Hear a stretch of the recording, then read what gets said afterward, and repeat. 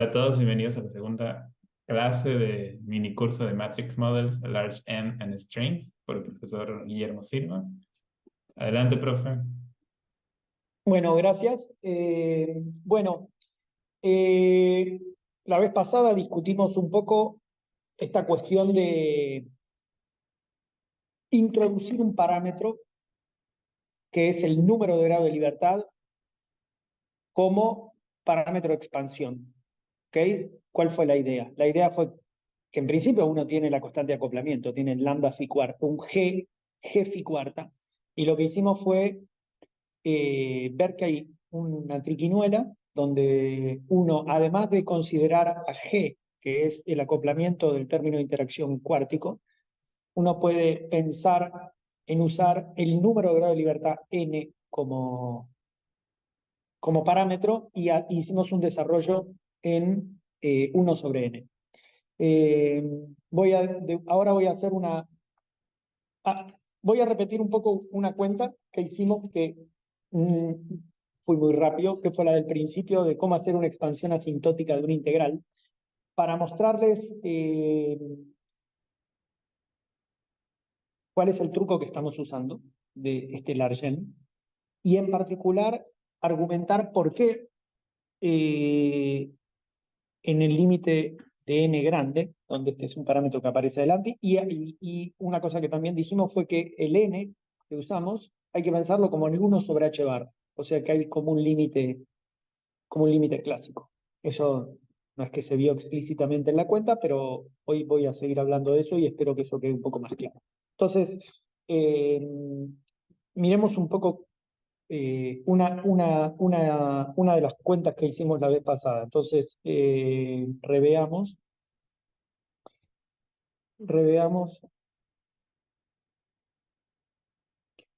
la expansión para n grande de la siguiente integral.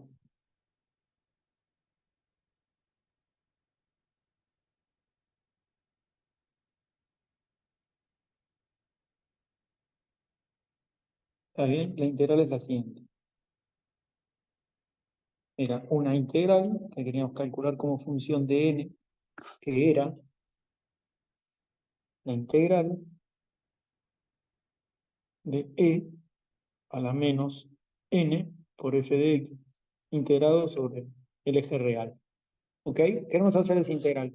¿Y cuál es la lógica de esto en el límite de n grande? La intuición nos dice que esto está dominado por los mínimos,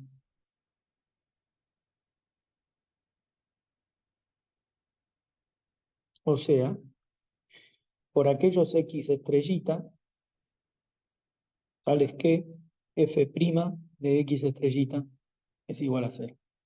Esos son los puntos donde uno tiene que mirar. ¿Por qué? Porque donde esté el mínimo, si yo hago la exponencial de e a ese valor mínimo, ese es el valor más grande que toma el integrando.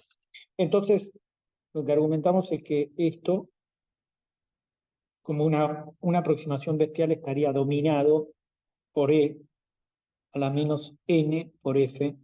Vamos a ponerle x0. Eh, x0, ¿ok? Está dominado por los valores donde esto es mínimo. Y lo que queremos ver es cómo corregir esto. Entonces lo que dijimos fue, bueno, la manera de pensar esto es que hacemos una expansión en serie,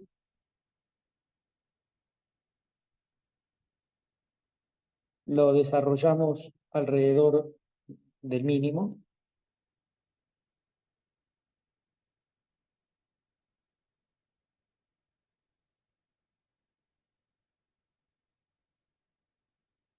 me quedé a orden gaussiano la vez pasada, ahora voy a agarrar un orden más para que vean qué es lo que pasa. Es importante esto que voy a decir ahora. nx0 sobre 3 factorial por x menos x0 al cubo más traca, traca, traca, traca. Entonces, ¿cuál fue el espíritu de esto? El espíritu es que si yo meto esta expansión acá, ahora agarro todo esto y te lo meto acá. Entonces, metiendo esto arriba,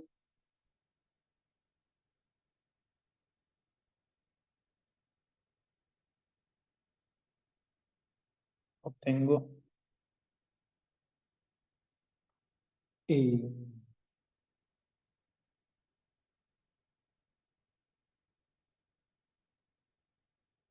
esto es igual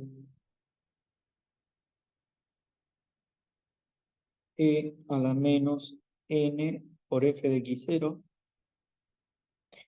por a la menos n. Este término, el segundo término no está, porque estamos evaluando alrededor de un mínimo, porque esto vale 0. Ese término no está.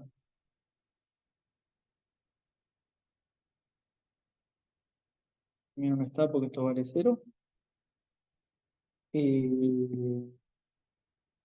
Entonces acá me quedaría menos. ¿Está bien? F segunda de x0 sobre 2 por x menos x0 al cuadrado más f tercera de x0 sobre f factorial por x menos x0 más taca, taca, taca, taca. ¿Ok? Em,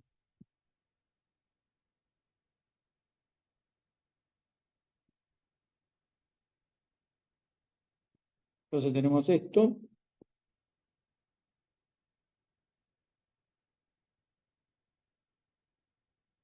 ¿Y qué hacemos ahora? Y ahora lo que tenemos que prestar atención es a este n, porque nosotros queremos hacer una expansión para n grande. Entonces prestémosle atención a este n que está acá adelante. Obviamente el primer término es una constante y esto sale afuera del integral. Este sale para afuera. Y entonces nos queda e a la menos n f de x0. Esa era nuestra aproximación brutal. Eso es lo que estábamos diciendo acá. Más cositas, que es lo que queríamos calcular. Bueno, esas cositas son lo que va a venir ahora. Entonces ahora yo tengo esto, tengo un e. ¿Y ahora qué es lo que hago? Voy a separar este término, de estos términos, los infinitos subleading. ¿Ok?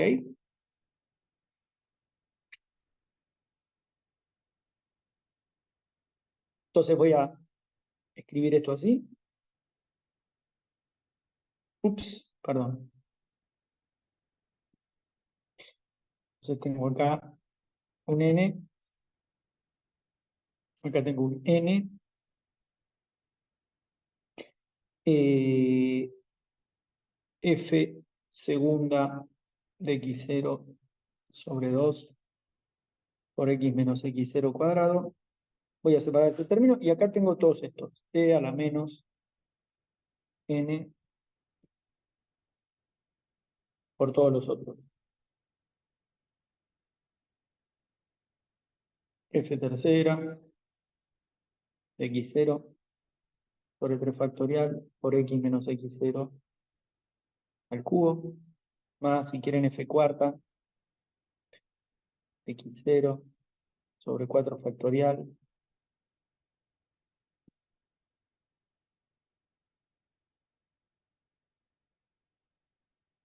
por x menos x0 a la cuarta, más todos los términos que siguen. Y ahora viene la cosa pícara. Miren lo que pasa. Voy a rescalear este n. Este,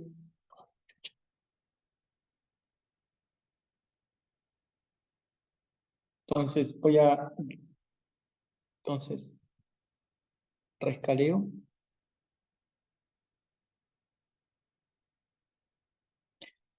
el n. Es la definición de x.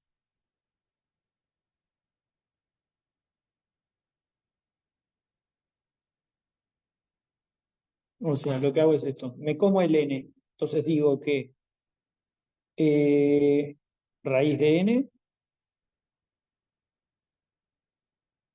por x menos x0 es igual a un chi, mi nueva variable.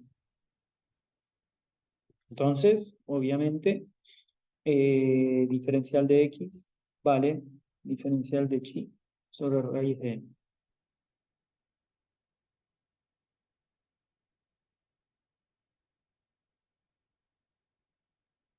Cuando hago eso, la gaussiana me queda con un factor 1. Entonces ahora mi I de n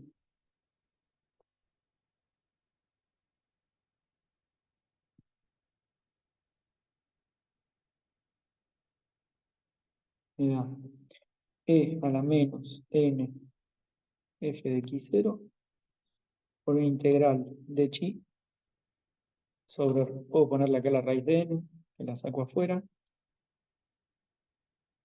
Acá me queda la gaussiana, e a la menos f segunda de x0 sobre 2 por chi cuadrado. Va chi y z, no sé cómo se llama esa letra. Y ahora miremos cómo queda la dependencia en n en todos estos términos.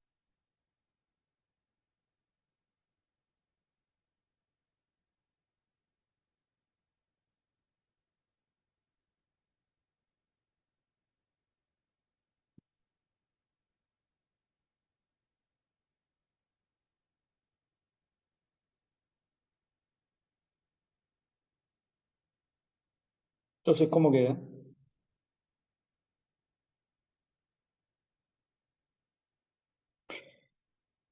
Fíjense que eh, cada x, cada x tiene una raíz de n.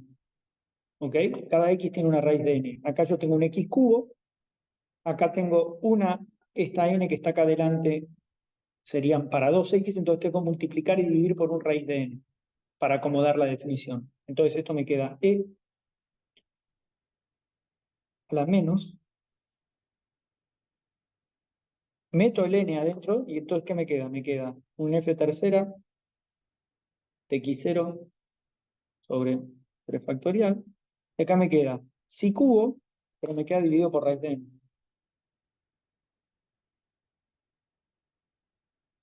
Más, acá tengo un n adelante. Cuando vaya al término cuártico, tengo que multiplicar y dividir por n. O sea que acá me va a quedar un f a la cuarta, x0, y acá me queda un chi a la cuarta, y acá me queda dividido raíz de n, dividido n, en este caso. O sea, acá todos los términos, todos estos términos que aparecen, que no son el gaussiano, cuando rescaleo el gaussiano, son todos 1 sobre n y potencias superiores de 1 sobre n. Entonces, hace sentido que esta exponencial, en el límite n grande, la puedo escribir como 1 más, porque todos estos términos van a ser chiquititos. Eso lo puedo hacer, pero no es correcto intercambiar la sumatoria con la integral. O sea, esto yo lo podría escribir ahora como 1 menos cada uno de estos términos.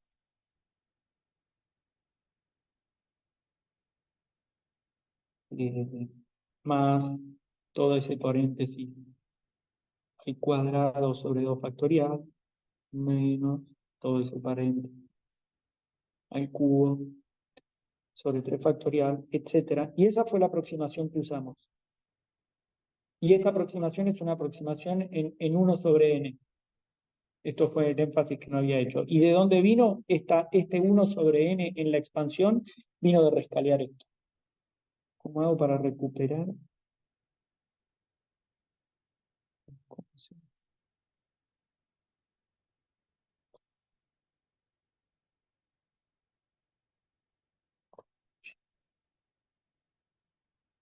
Bueno, no sé qué me hicieron. Me arruinaron.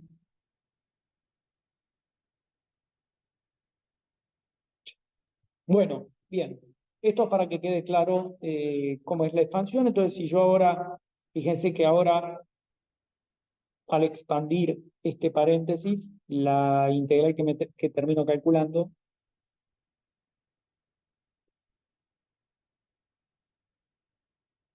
es e a la menos n f de x0.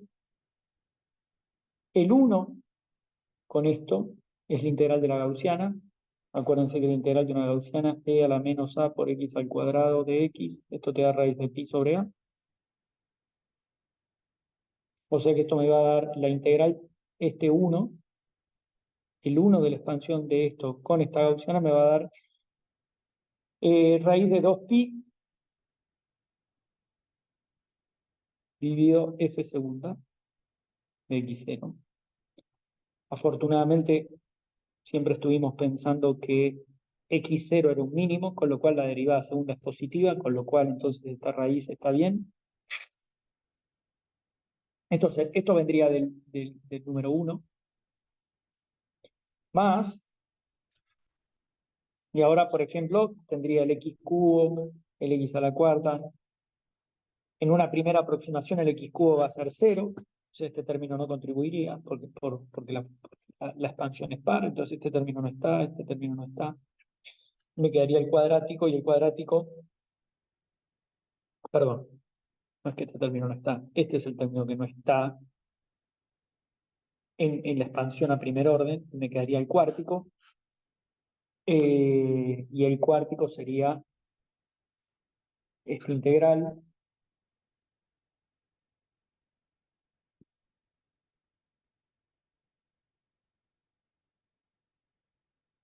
a la menos f segunda de x sobre 2 por chi, y acá me quedaría por este término, ¿ok? Que sería f segunda, f cuarta, uy, perdón, de x0 sobre 4 factorial por chi a la cuarta dividido n,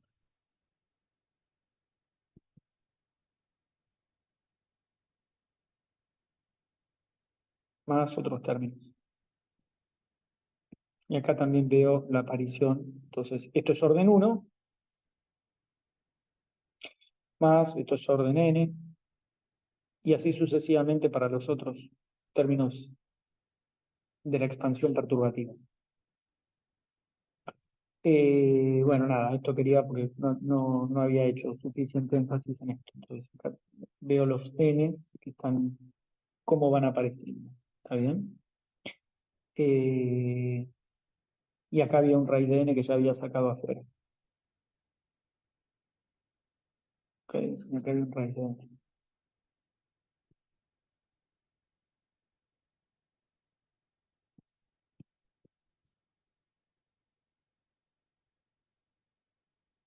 Bien, ¿se entienden? ¿Hay preguntas de esto?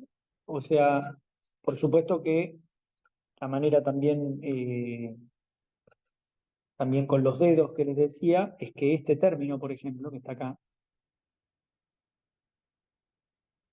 obviamente es subleading respecto de la exponencial, porque yo siempre podría escribirlo arriba y escribir I de n como e a la menos n f de x0 por e a la logaritmo de menos raíz de n, y eso sería un menos un medio por n, y se dan cuenta que este n es leading respecto de un logaritmo de n.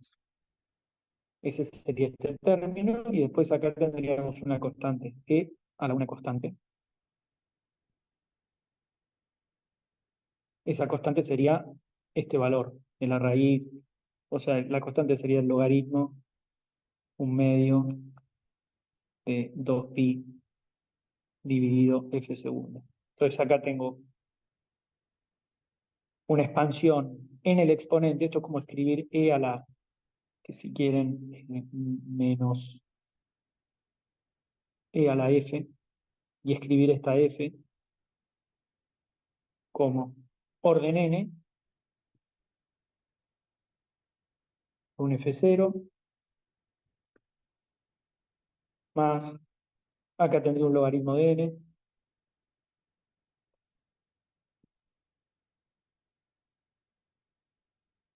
por una f moñito, y después potencias decrecientes de n a la 0 por f1, ¿cómo lo escribimos? Sí, por f1 y término sublime, que fue lo que hicimos, ¿ok? Y podría, cada uno de estos términos lo podría exponenciar, y eso daría los diagramas conectados. Muy bien, bueno, esto. Bueno, y lo que hicimos fue hacer una expansión perturbativa de la teoría cuártica y nos quedamos en... ok, y vimos como esto... entonces, ¿qué hicimos la clase pasada? Lo que hicimos fue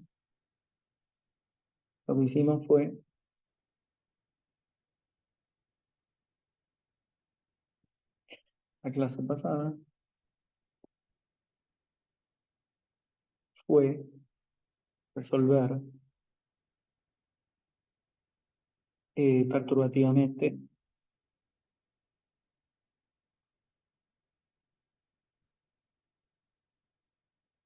en el acoplamiento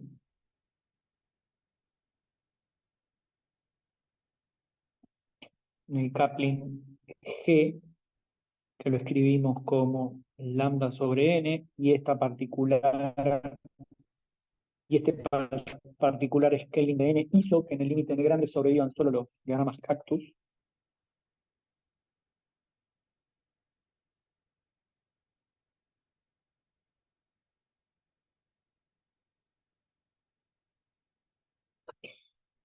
Entonces, miremos y, ok, y lo que hicimos, ¿dónde está esto? Acá. Entonces lo que hicimos fue esto, ok, y vimos que había un montón de diagramas que eran leading, que eran estos que están pintados acá en celestito, y ahora lo que voy a mostrar es cómo calcular F0, resumar todos esos diagramas. Eso es lo que les quiero mostrar ahora, cómo se hace. Entonces, la idea ahora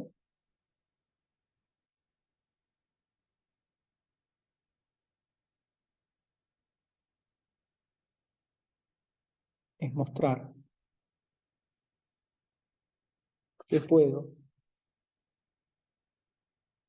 resumar los diagramas cactus.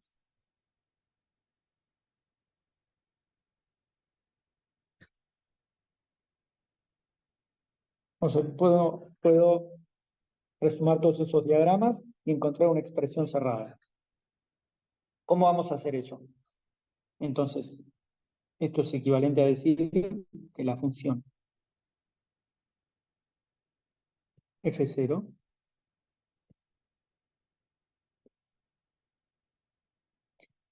eh, puede ser hallada exactamente.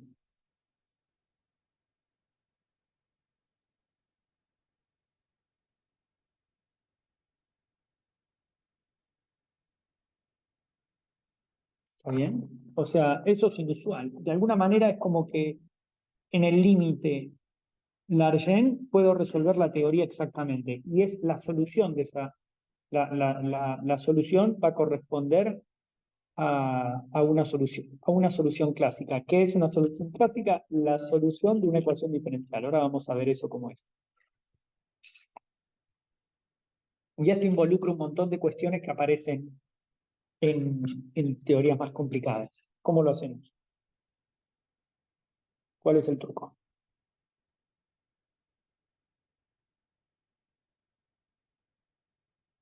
descuartizar.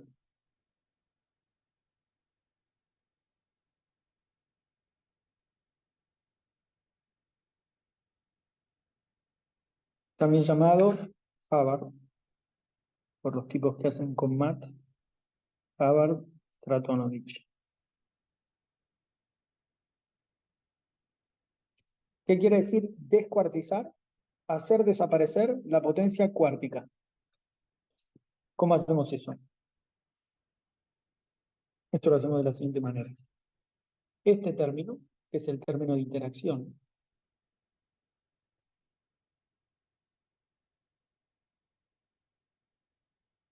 es nuestro término de interacción, podemos expresarlo de la siguiente manera, como una integral auxiliar, introduciendo un campo auxiliar, en este caso es una variable auxiliar,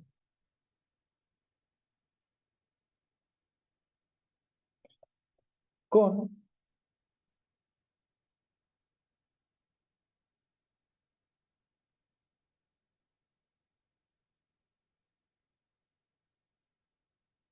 fíjense, la integral en sigma es una integral gaussiana. Yo sé resolver integrales gaussianas. ¿Qué es? Es una integral gaussiana más un término lineal en la variable. Con A, el ancho de la gaussiana, igual a 1 sobre 4. Esto es una identidad matemática que dice que eh, una gaussiana con un término lineal te termina dando esto. Esto es también una cuestión general. Esto entonces es 1 sobre 4πg por la integral de sigma. Es real, ¿no? De a la menos 1 sobre 4g. Lo pueden pensar también como que están transformando Fourier, expresando en espacio de Fourier la función que tiene en la derecha. Hay muchas maneras de contar esto. Y así, menos i y x. ¿Sí? Eh, Esto lo pueden pensar así, ¿no? Como Fourier transform.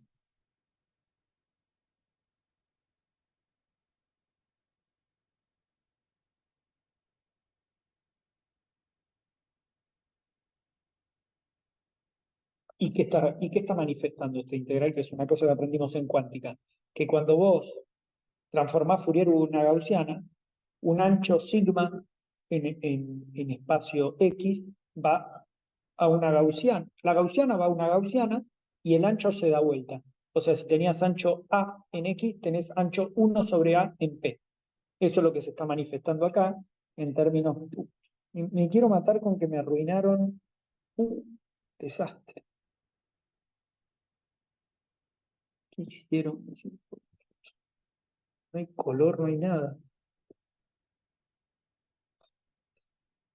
Bueno, no puedo pintar con resaltador. Me lo arruinaron, no sé qué. Después voy a ver cómo lo arreglo. ¿Ok? Esto se manifiesta acá en los anchos de esta gaussiana. Este ancho es la inversa de este ancho. Son opuestos. ¿Se acuerdan cómo se calcula esta integral? En, claro, antes de decir eso, una cosa general que esto vale también para teoría de campos. Las únicas integrales que sabemos calcular,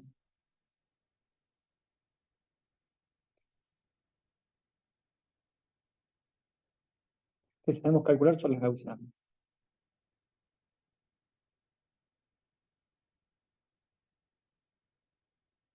Son gaussianas.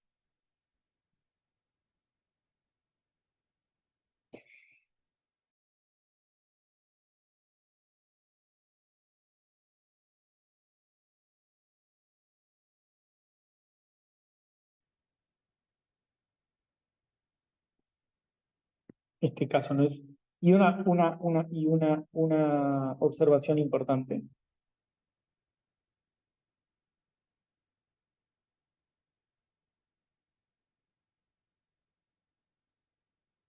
es de una integral de una gaussiana.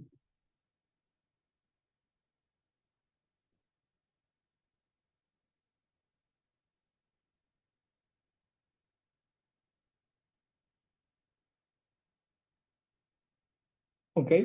Es siempre igual. El valor de esta integral, si a esto lo llaman f de x,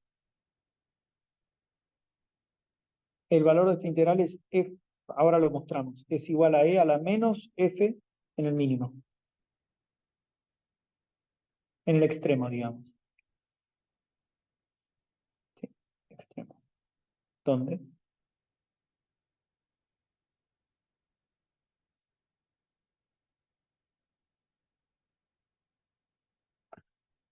Esto es exacto, no es una aproximación. Miremos por qué pasa esto. Eh, lo importante de esta integral, ¿qué es? O sea, la integral tiene un ancho y tiene un b, ¿no? Y acá hay un numerito, ahora lo calculamos, que tiene que ver con a. Eh, la razón de esto es que, fíjense que yo siempre puedo, si la función es cuadrática, siempre la puedo desarrollar alrededor del mínimo. Bueno, no voy a hacer esta cuenta, porque si no voy a perder mucho tiempo. Lo que les quiero decir es que a la hora de calcular esto, lo que importa es dónde está el mínimo. O sea, hay que minimizar respecto de sigma, en este caso. Y el mínimo de esta integral.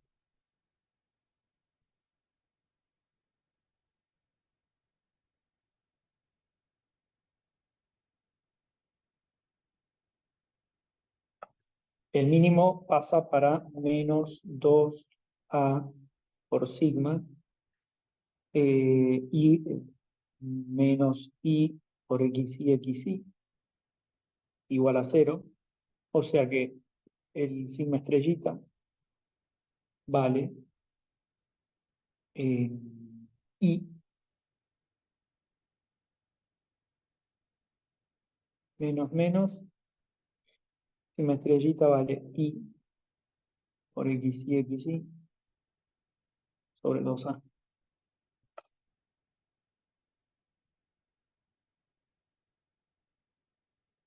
O sea que si a mí me interesa la dependencia de la integral como función de este valor que tengo acá, lo único que tengo que hacer es evaluar el exponente en ese valor. Entonces hagamos eso. Y ahora inserto todas las expresiones que tengo. Entonces, lo que queremos calcular, nuestra, perdón, nuestra integral de interés es, ¿qué era lo que queríamos calcular? Queríamos calcular z n g, que era, la definimos como zn de 0. Lo que nos importa es la dependencia en g. Esto es una productoria de los n grados de libertad de xy. Acá había. Ahora introduzco este sigma para reexpresar el término cuártico. Esto tiene 1 sobre 4pi por g. Tengo la gaussiana inicial.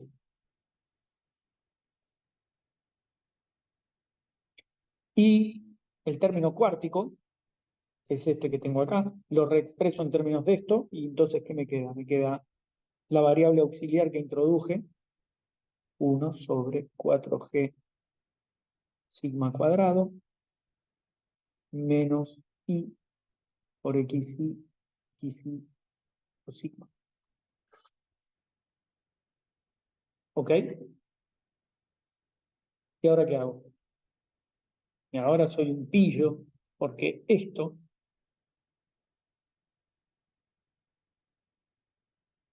son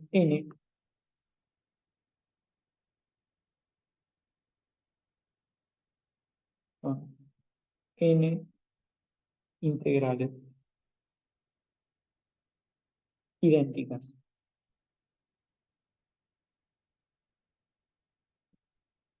n integrales gaussianas y n.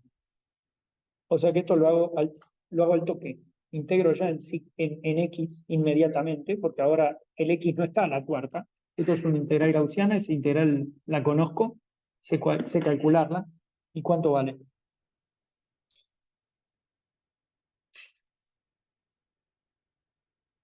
Esto,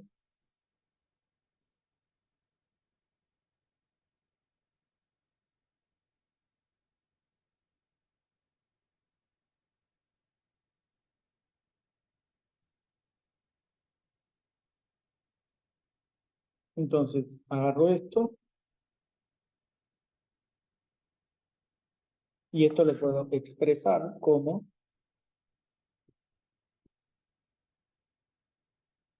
1 sobre... eh, bueno, ahora este z a la n, puedo mostrar que esto vale pi a la n sobre 2. Acá me queda un 1 sobre 4 pi g.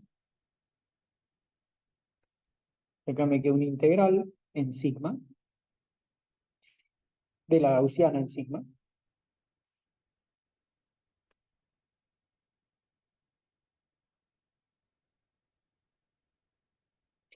por la integral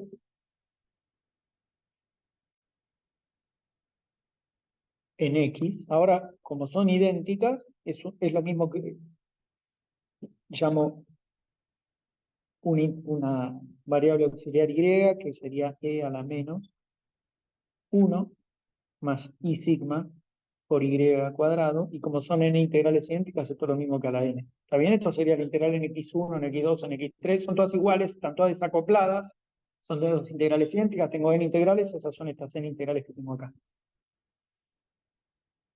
Y esto lo sé calcular, porque esto es una gaussiana, esto es una gaussiana en i,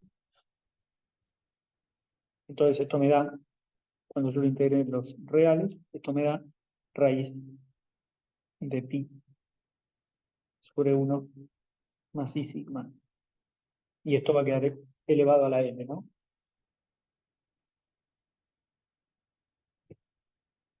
Entonces, la integral que yo quiero calcular es 1 sobre 4 pi g. Eh, este raíz, este raíz de pi a la n se me va a ir con estos raíz de pi a la n, o sea, este término se va con este,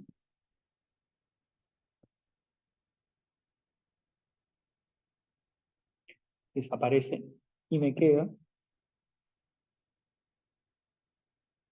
la integral en sigma de e a menos 1 sobre 4 g sigma cuadrado dividido 1 más i sigma a la n sobre 2. O sea, eso es lo que quiero. Acabo de reexpresar lo que quería calcular, introduciendo una variable auxiliar. O sea, esto es igual a lo que tenía, pero eh, acabo de encontrar una expresión alternativa.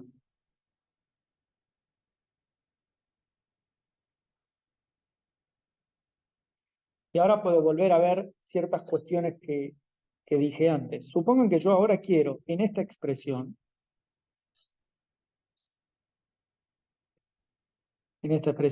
quiero hacer el límite Larsen.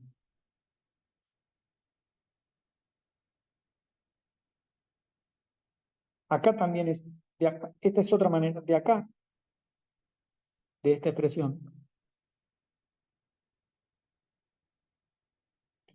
puedo ver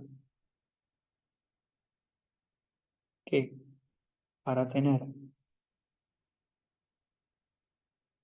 un límite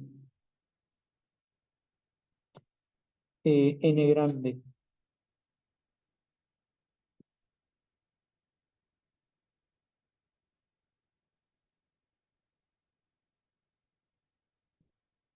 bien definido,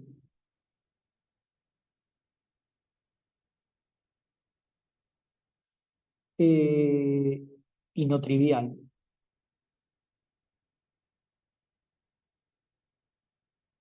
Necesito que G vaya como una constante sobre N. Con esto fijo.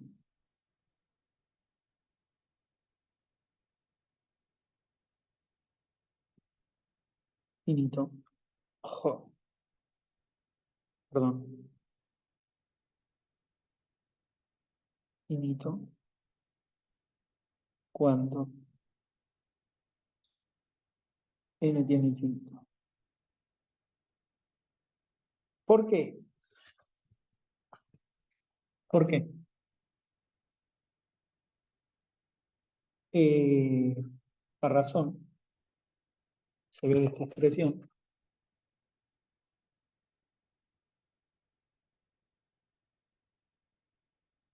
es que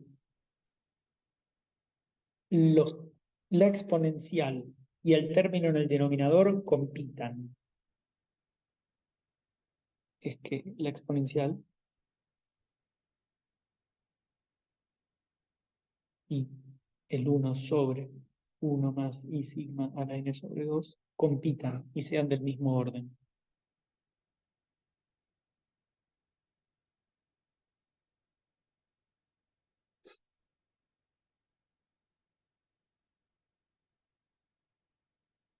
Veámoslo. Esta es la razón, ¿ok? Esta es la razón de lo que estamos discutiendo. O sea, ¿cómo hacer un límite Largen? Veámoslo explícitamente. O sea, esta expresión de z yo la puedo reescribir.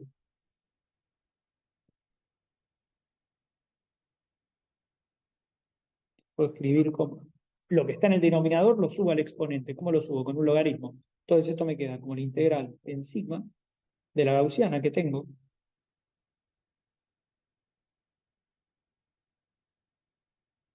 Y subo lo que está en el denominador al exponente. O sea, es e a la logaritmo de lo que está en el exponente. En el exponente tengo un e a la menos, entonces esto, me queda e a la menos n sobre 2 por el logaritmo de 1 más i sigma. ¿Y qué quiero? Quiero que estas dos cosas sean del mismo orden. Quiero que sean del mismo orden. En n. Quiero que sean del mismo orden. Y entonces eso ya te lo hace evidente. Este G tiene que tener un n sobre un acoplamiento. Si yo digo que 1 sobre G tenga esa forma, que es lo mismo que dije antes, este va a escalear con n, este va a escalear con n, saco el n factor común y esto se puede escribir si propongo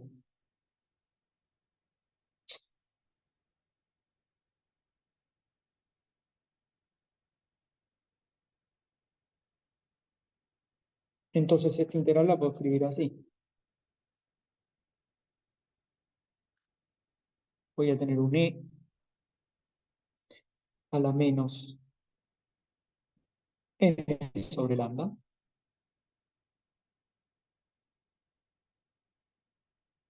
Ese es el g que saqué factor común por sigma cuadrado sobre 4. Y acá me quedó el lambda, multiplica. El g este ahora está multiplicando el logaritmo.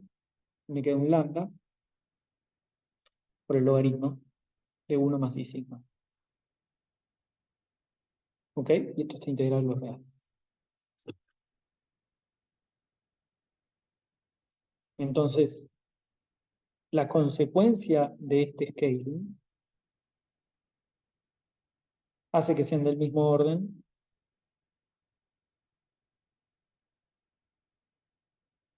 Y ahora estoy en las condiciones de lo que hablé al principio de la clase. En el límite n grande, ¿cuánto vale esta integral? Esta integral vale e a la n por el valor del mínimo en esa función.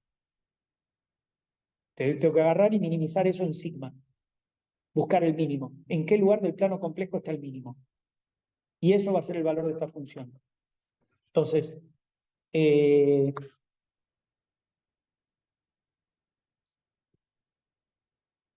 el límite de n grande,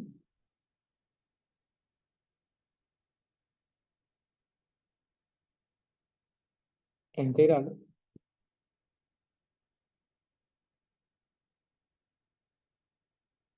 está dominada por el saddle point. Ahora vamos a ver por qué el nombre saddle. Dominada por el saddle point de f de x, f de sigma, ¿no? Esto sería una f de sigma. Estoy en las condiciones de antes. Estoy integrando en sigma una función f de sigma que adelante tiene un n muy grande. El n hace las veces del h barra. Esto es un toy model para un integral funcional de la e a la i acción sobre h barra. Esto quiere decir un sigma estrellita, sigma saddle significa el mínimo. El mínimo, no significa mínimo porque mínimo es que sea mínimo. Ahora vamos a ver qué es. O sea, esto, saddle significa el punto extremo. ¿Ok? ¿Preguntas? ¿Está claro todo esto? ¿Me expliqué bien? ¿Sí? ¿No? Entonces, ¿cómo hacemos esta cuenta? Bueno, para hacer esta cuenta lo que hacemos es lo siguiente. Eh, entonces,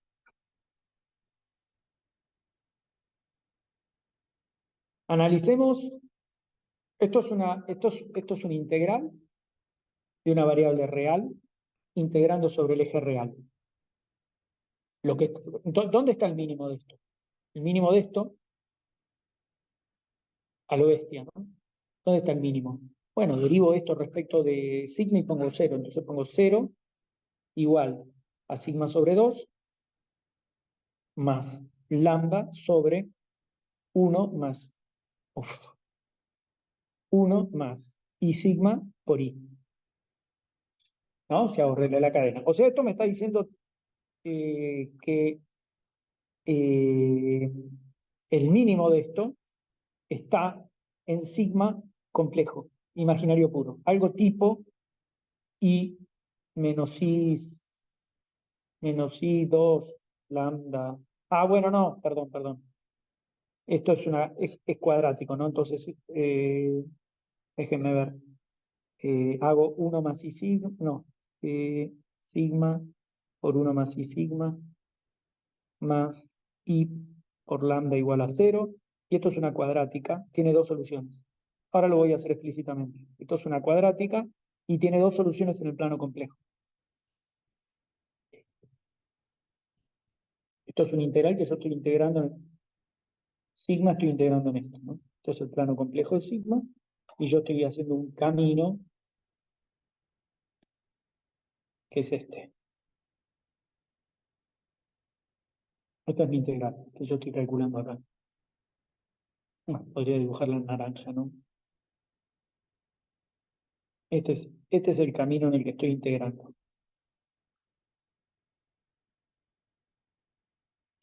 Y de esta ecuación, que es la gaussiana, voy a ver que los saddle están acá. Ahora lo vamos a ver. Entonces, esto es importante. Lo que voy a tener que hacer es deformar el camino.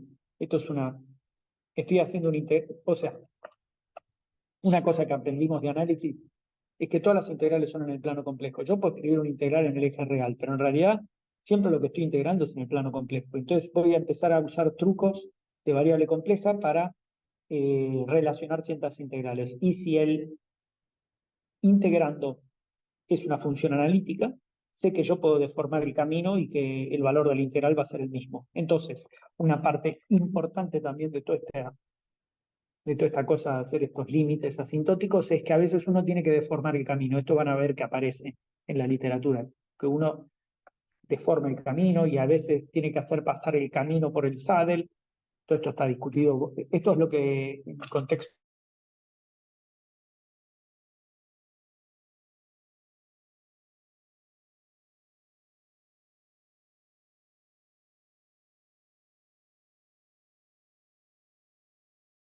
segundo, pero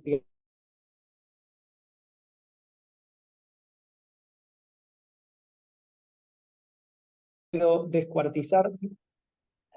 Entonces, la integral cuártica la puedo descuartizar introduciendo una variable auxiliar, un campo auxiliar, es este campo auxiliar sigma. Al descuartizar esta integral, me queda una integral gaussiana para mis variables originales. Esa integral gaussiana en mis variables originales la puedo calcular. Es esta integral que está acá en rojo, y la integral en rojo arriba de todo quedó gaussiana en x, entonces la integro de una, la hago, eso me da una función que es la función verde del denominador de la última línea. Y ahora lo que quiero es tener un límite no trivial, entonces eso que está en el denominador lo subo y pido que los dos términos que están arriba de todo en naranja tengan el mismo orden en n. Para que eso pase, g tiene que escalar de una manera muy particular con n. Tiene que ser lo que estoy poniendo ahí. Si eso pasa, voy a la segunda línea, saco el n y me quedó una función de sigma que ahora minimizo. Y ahora yo podría hacer todo un esquema perturbativo en n, que es lo primero que expliqué al principio de esta clase. Voy a tener un orden leading y después órdenes subleadings en 1 sobre n. Entonces ya está. La solución en n infinito es simplemente evaluar esto en el mínimo. El mínimo son estos dos saddle point con crucecitas que yo puse en el plano complejo, en este caso particular, quedan ubicados ahí. ¿Cómo se hace esto más precisamente? Entonces ahora, para que la cuenta sea más clara,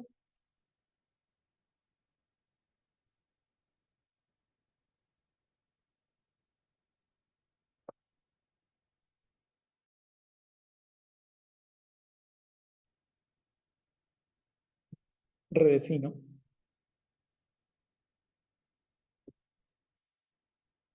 Y redefino sigma, lo escribo como menos i sigma tilde. O sea que entonces ahora lo que era la integral en el eje real pasa a ser una integral en el eje imaginario en el plano sigma tilde. Entonces ahora lo que voy a tener es esto, el plano sigma tilde. Voy a tener esta integral original que tenía que iba por acá.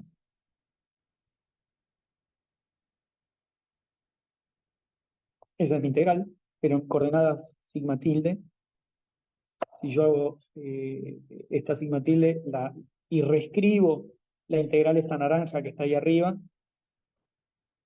me queda z a la n de g igual raíz de n sobre 4pi lambda menos i, una integral de sigma tilde desde menos i infinito a más i infinito, e a la menos n sobre lambda menos sigma tilde cuadrado sobre 4 más lambda sobre 2 por el logaritmo de 1 más sigma tilde. Entonces ahora no hay i, es eso más fácil. Bien, entonces notemos lo siguiente. Esto es singular para sigma tilde igual a menos 1. Y si yo ahora dibujo en el plano complejo dónde están los saddles, déjame que lo busque, ¿dónde los tengo? Entonces, bueno, hagámoslo. Minimicemos este exponente. Entonces, minimizamos esto, ¿qué nos da? Nos da menos 2 menos sigma tilde sobre 2 más lambda sobre 2 por 1 más sigma tilde. Entonces esto nos da 1 más sigma tilde por sigma tilde igual a lambda. Eh, creo que acá me olvidé un lambda sobre 2. Vamos a ponerlo para que... Acá había un lambda sobre 2. Entonces acá hay otros dos.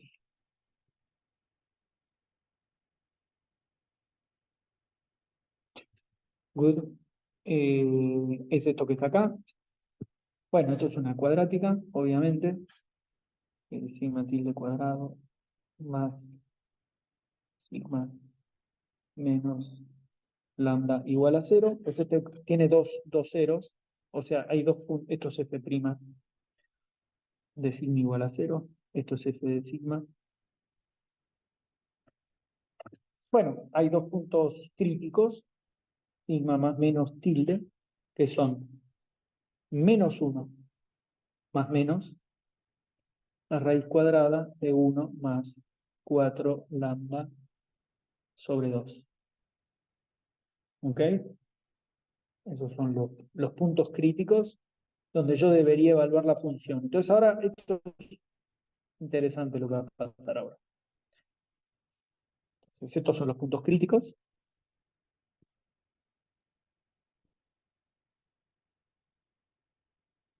Que los puedo dibujar en el plano complejo. Esos son estos dos puntos que ahora son reales. Cuando estábamos en esta integrando sobre el eje real, son estos dos puntos naranjas que pongo acá, pero ahora como roté 90 grados, esos dos puntos son estos dos puntos que están acá. Uno que está acá y otro que está acá. ¿Ok? Bien. Entonces, ¿cuánto valen estos dos puntos? Esto sería sigma más y esto sería sigma menos. Y en menos 1, fíjense que sigma menos es menor que menos 1, porque es menos una raíz cuadrada, lambda positivo, qué sé yo.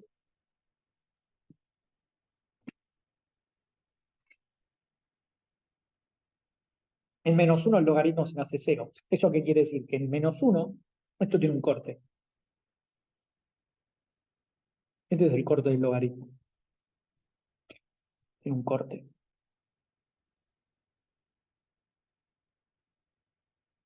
Entonces, sí. Entonces, ¿cómo se analiza esto? Eh,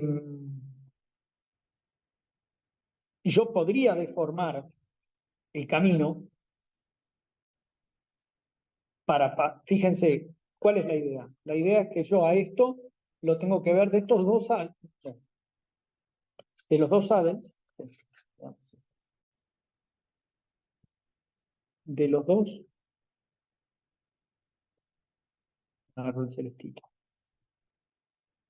de los dos, pucha,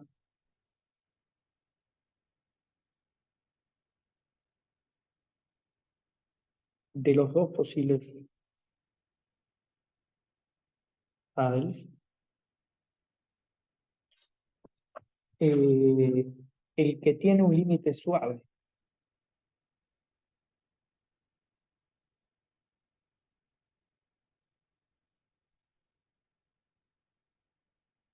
para lambda tendiendo a 0 es sigma más.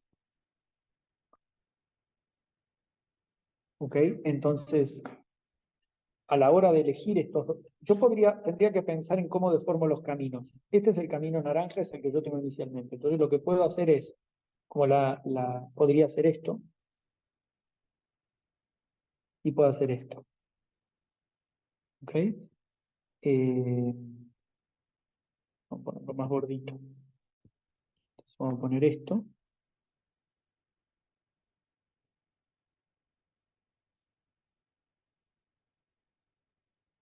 En principio, si yo deformo el camino naranja y lo muevo hacia la derecha, puedo pasar por sigma plus, por sigma positivo, y lo que puedo ver ahora en el plano complejo, ahora imagínense, yo tengo una función de una variable compleja, una f de z, y estoy haciendo la aproximación gaussiana de f de z. ¿Qué es lo que aprendimos también en variable compleja? De que una función holomorfa, si yo busco f', o sea, los puntos críticos de una función holomorfa, siempre son puntos de ensilladura. No son ni máximos ni mínimos, son algo que en una dirección es un mínimo y en otra dirección es un máximo. ¿Por qué? Porque las funciones holomorfas satisfacen la ecuación de Laplace igual a cero por Cauchy-Riemann.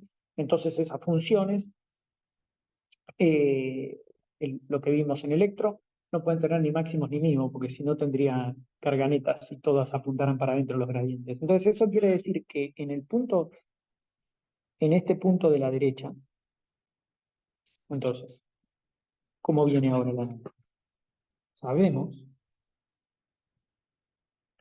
de variable compleja.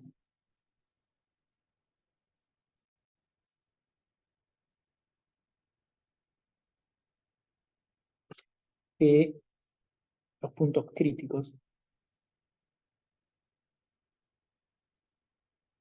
f' de z0 igual a 0 son los puntos críticos de funciones amorfas.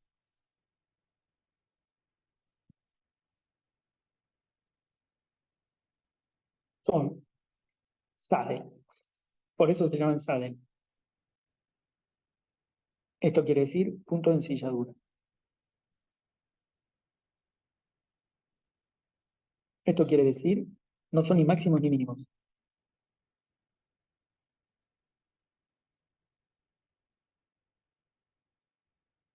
Esto quiere decir que en el plano complejo, si vos tenés una función que tiene un punto esto es z0 y vos dibujas f de z en el plano complejo, la función va a ser así.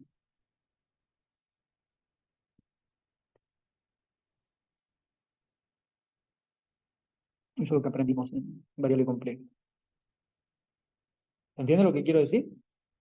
O sea, siempre que vos tenés una función analítica y esa función analítica tiene un f de prima, un f' en un punto igual a 0, en ese punto es un punto de ensilladura.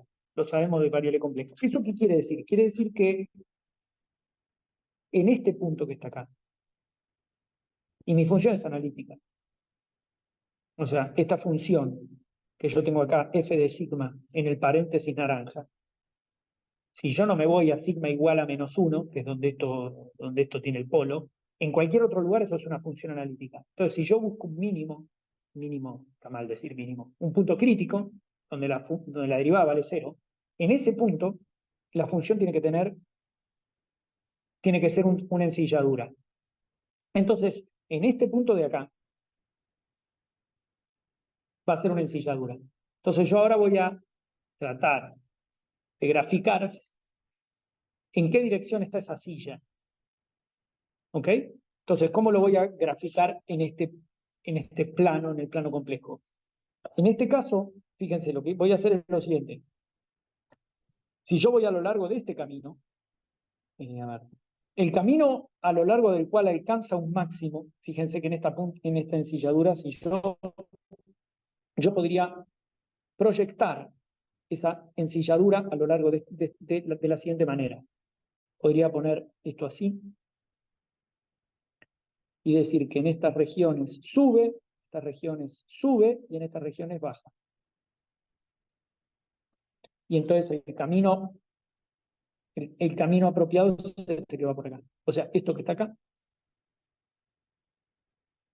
si yo lo proyecto, es esto que está acá. Eso se llama camino de steepest descent.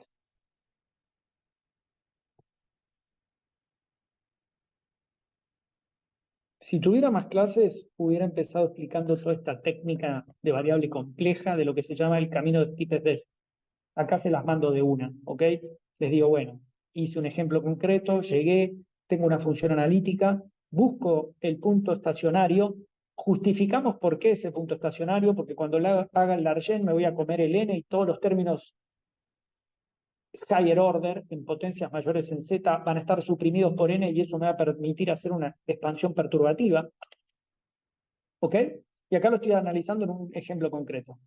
Entonces lo que estamos viendo es que yo puedo agarrar el camino naranja y deformarlo continuamente en este camino Bordeaux, pasando por el saddle que está en la derecha. Y si yo acá dibujo, en analogía con lo que tengo en esta, acá, el camino de Steepest Descent, de hecho, la silla de montar en ese punto sigma prima está orientada de la siguiente manera. O sea, que está genial. La silla me quedó bien. ¿Qué quiero decir con esto? Eh, bueno,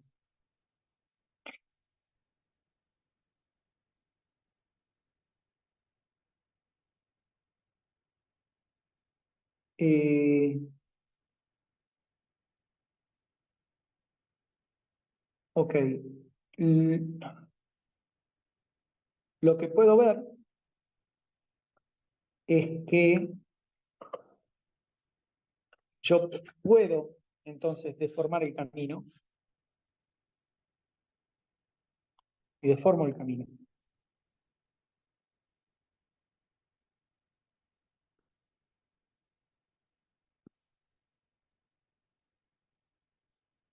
para pasar por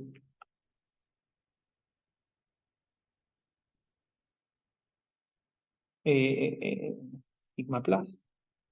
Está todo bien. Está todo bien. ¿Por qué está todo bien? Porque la orientación del camino me lo permite. Si la silla de montar en sigma plus me hubiera quedado orientada en el plano complejo de esta manera,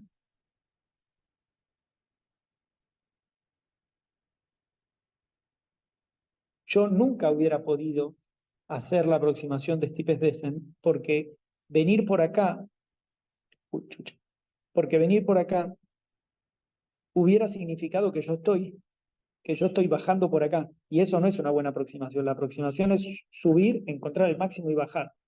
Esto es largo de contar. Lo que les estoy queriendo decir es que la orientación de la silla de montar permite que yo deforme el camino y que pase por ahí y que yo suba y baje. Puede haber situaciones en las cuales ese saddle tiene la silla orientada como dibujo acá del lado de la derecha y entonces no está permitido hacer la aproximación de saddle. Eso es delicado y hay que estudiarlo. Entonces, en una primera aproximación, uno dice, bueno, busco los mínimos y el valor del integral es el valor en el mínimo. Pero después vos lo que tenés que chequear es que deformar el camino, que esté permitido deformar el camino para pasar por ahí. Porque hay situaciones en las cuales eso no está permitido y en realidad el saddle que domina es otro. ¿Está bien? Esto se ve explícitamente, les decía, si tuviera más clase lo explicaba, hubiera explicado al principio de todo cómo se hace aproximaciones de este tipo, por ejemplo, en la función de Airy, que es como el paradigma, y hubiera quedado un poco más claro. Pero bueno, espero que más o menos tengan un poco el sabor de lo que está pasando. Entonces, eh, haciendo, está todo bien. El resultado que obtengo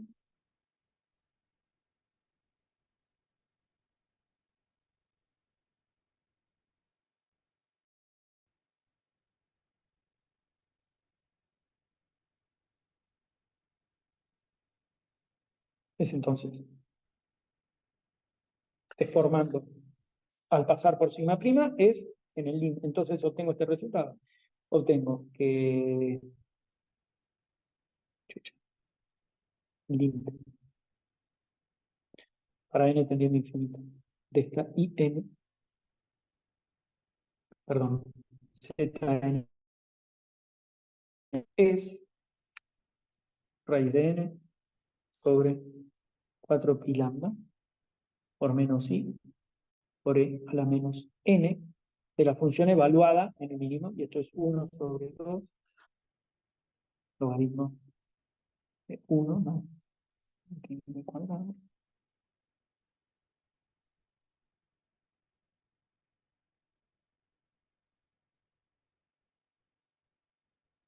Y acá aparece algo muy loco.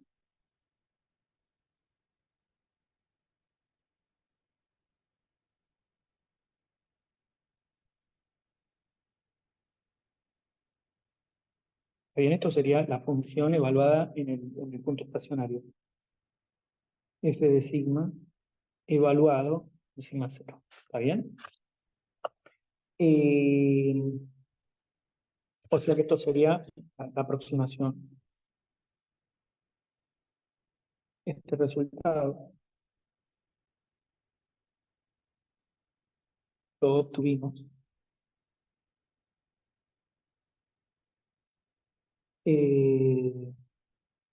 haciendo una aproximación gaussiana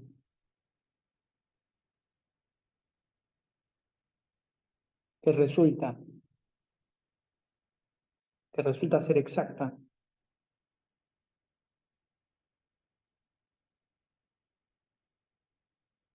en el límite Largen.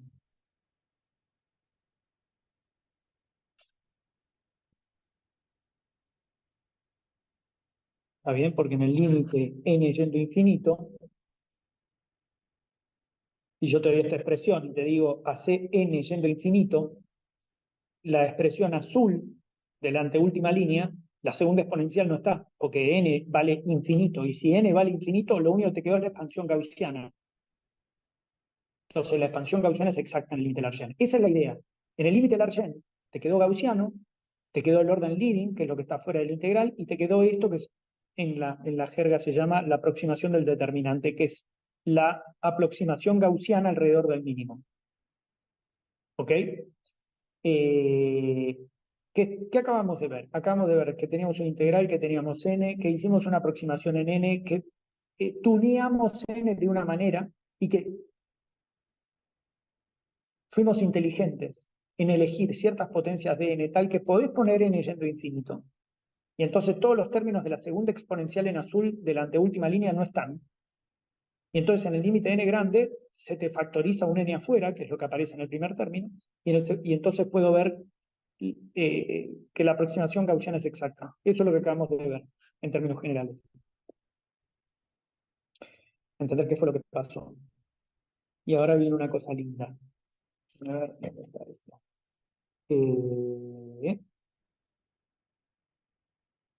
Ok, o sea que si yo tengo esto, entonces ahora puedo calcular la energía libre.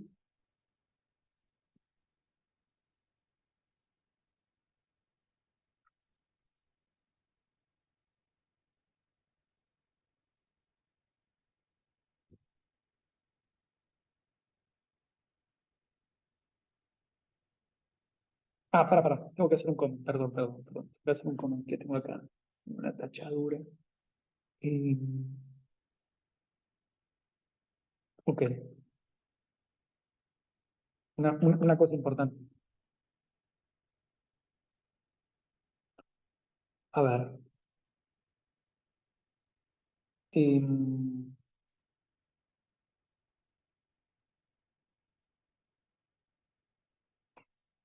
ok,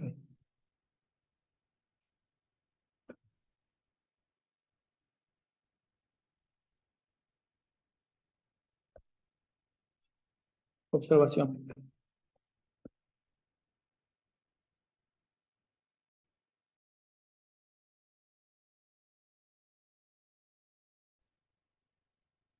Ok. Este mínimo, estos puntos estacionarios, sigma más menos, que tenemos acá, eh, son funciones de lambda. Su posición en el plano complejo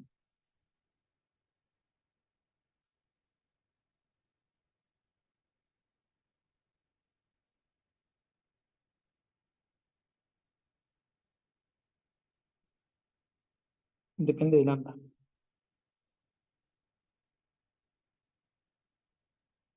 ¿Ok?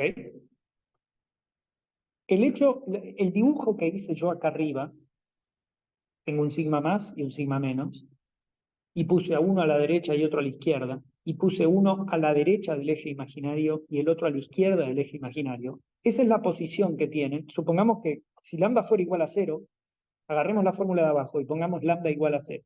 Si pongo lambda igual a 0, ¿qué me queda? Que sigma más menos están en 1 y en menos 1. Y cuando prendo un poquito de lambda, los cosos, si lambda es positivo, se empiezan a mover para afuera. ¿Ok? Porque es un número más grande. Entonces, dibujemos eso. Entonces, copiemos esto.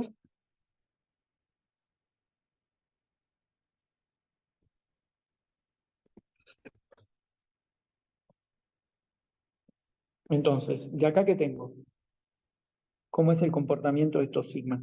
Si yo te lo dibujo en el plano complejo,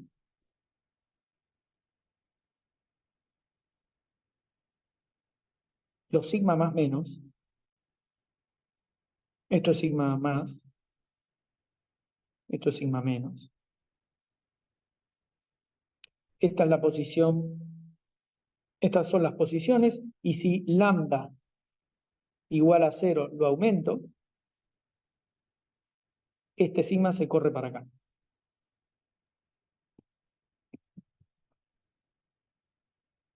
Y este se corre para acá. ¿Ok?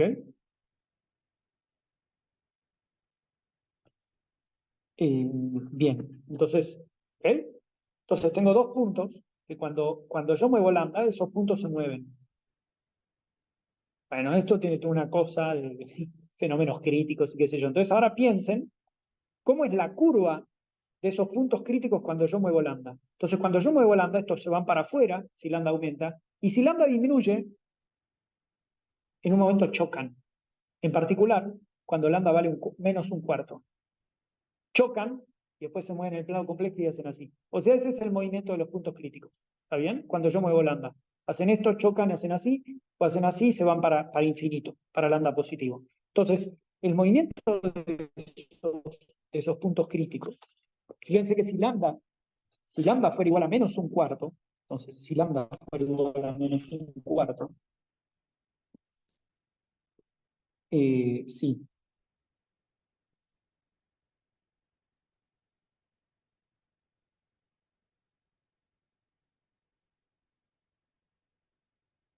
los puntos críticos chocan.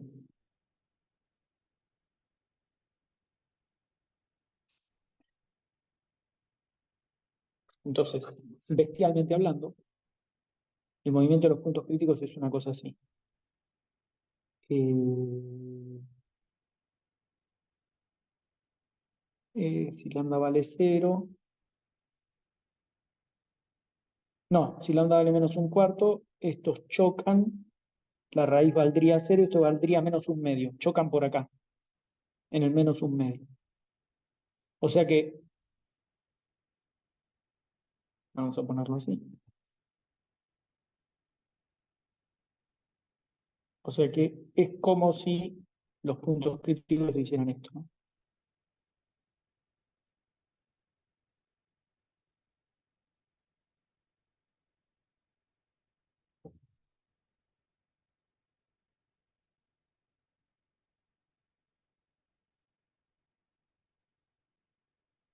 ¿Ok? Esto, esto es el movimiento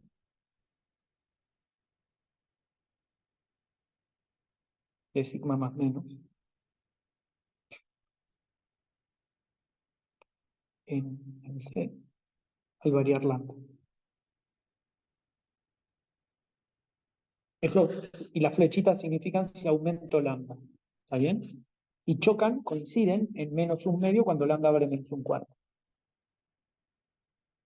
Coinciden. Acá hay una cosa muy loca.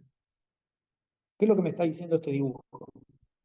Yo empecé con un problema que tenía lambda x a la cuarta. Hice toda esta aproximación del Argent y obtuve un resultado, que es este que está acá, que vale para lambda negativo.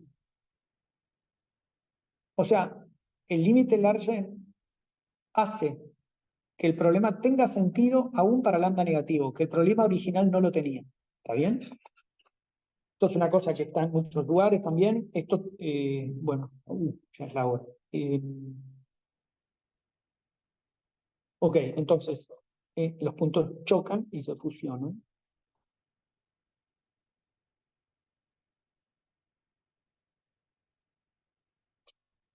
Eh,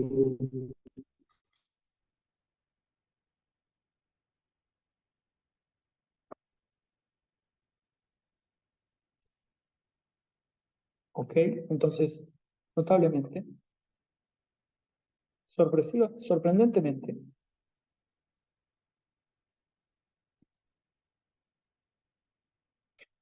la aproximación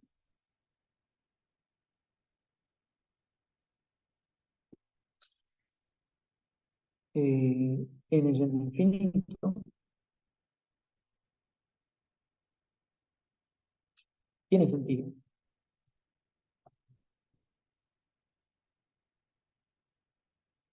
para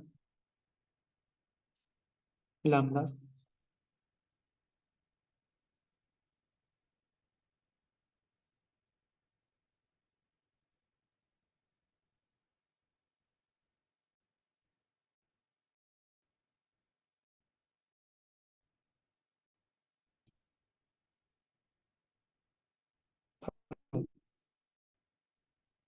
que es algo que al final entera no estaba bien definido. El límite de Largen que generó una situación en la cual la aproximación generó una solución que tiene sentido para lambda menor que n. Esto era una cosa que quería contar, entonces ahora sí, con esto termino. Podemos calcular la energía libre.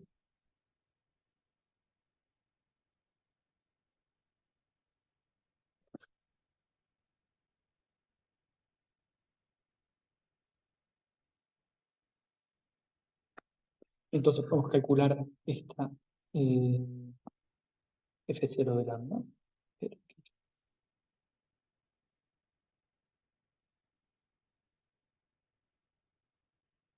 que la definimos, acuérdense, como el límite cuando n tiende a infinito de la z, el logaritmo de z, y le factorizamos la dependencia en n.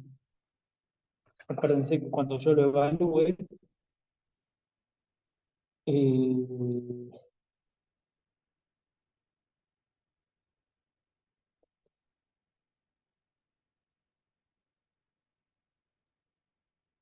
bueno, acá tengo este n que está acá, me lo tengo que sacar de encima, entonces divido el logaritmo de esto por n, eso es lo que estoy haciendo, entonces esto me da lo que acabamos de encontrar, que esto no es otra cosa que sigma más sobre 4 lambda, menos un medio, el logaritmo de 1 más sigma más, donde esto está definido en la hoja anterior, en atrás, perdón.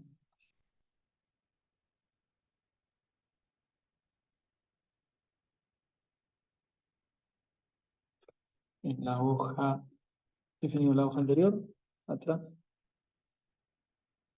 O sea, o sea, sigma más es un sigma más de lambda. Y esto es una función de lambda. Y la dependencia en lambda viene del lambda que tengo acá y de la dependencia en lambda del sigma, del punto crítico. Eh, por supuesto que yo acá, recordemos cómo están las definiciones, ¿no? O sea, la zn de G la escribimos como E a la N por Fn de G y la Fn de lambda y de G, perdón, de lambda y de N. Entonces, o sea, en principio, cuando yo tengo la función de partir de la función de G, pero toda función de G la puedo escribir como una función de lambda sobre N, que es una función de lambda sobre N, y lo que acabamos de mostrar es que, justamente, en teorías vectoriales, si uno escalea inteligentemente, esto tiene una expansión perturbativa que va de esta forma.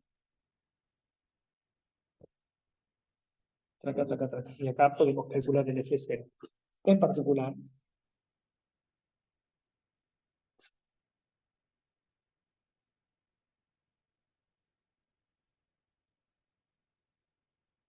expando F de 0 en potencias de lambda, perturbativamente,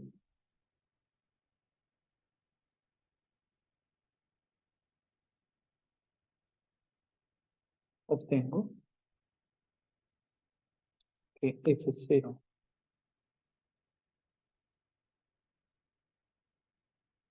da menos lambda sobre 4 más lambda cuadrado sobre 4 menos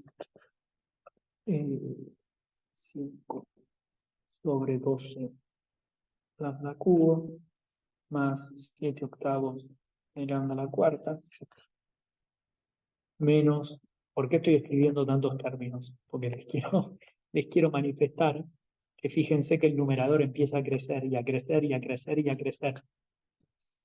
Pero esto coincide con la contribución.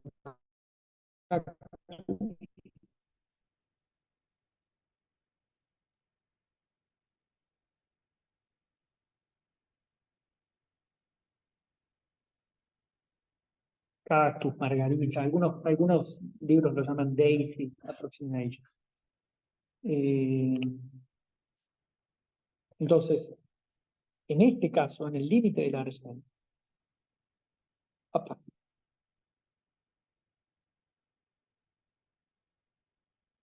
en el límite de Larsen,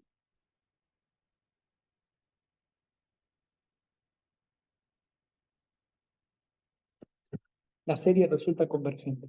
¿Se acuerdan lo que pasaba al principio de todo? Dijimos que, no, que había un corte de ramificación. Había un corte en G igual a 0 y yo no podía expandir. Sin embargo, con todo este proceso de meter el n y hacer todos estos trucos, la función que nos quedó está definida. O sea, tiene un radio de convergencia alrededor del origen y está definida hasta lambda menos un cuarto. O sea, esta función está bien definida en el origen, contrariamente a lo que pasaba para n finito. Según tiene la serie es convergente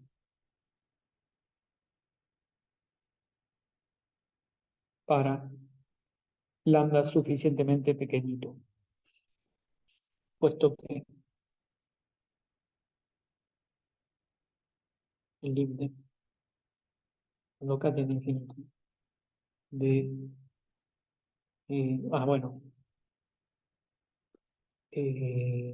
la expansión da o sea, si yo escribo f de 0,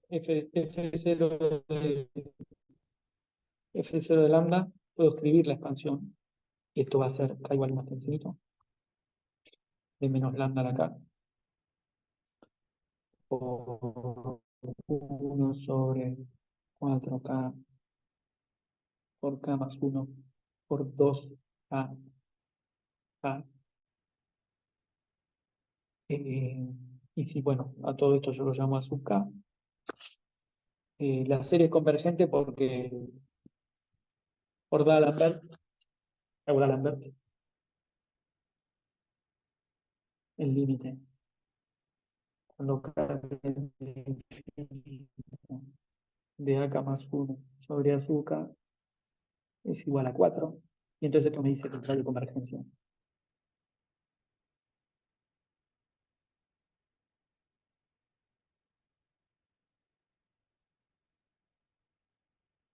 es menos un cuarto. Es un cuarto. Eso quiere decir que alrededor del origen la función f0 está definida para lambdas negativos, que es una cosa medio producto del límite energético. Entonces la serie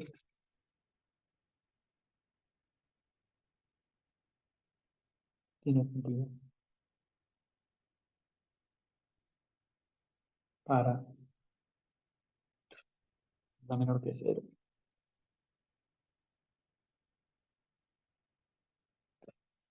Eh,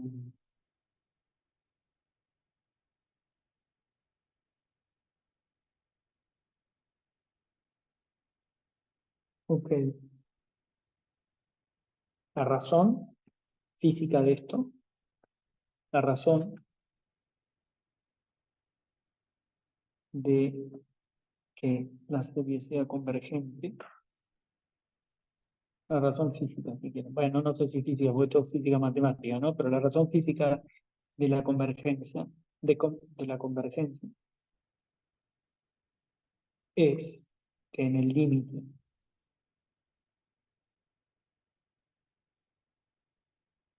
n tendiendo a infinito, el número de diagramas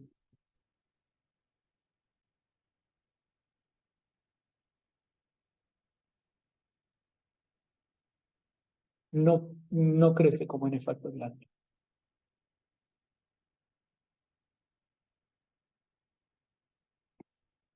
No crece como k factorial, digamos. En la sub k no va como k factorial.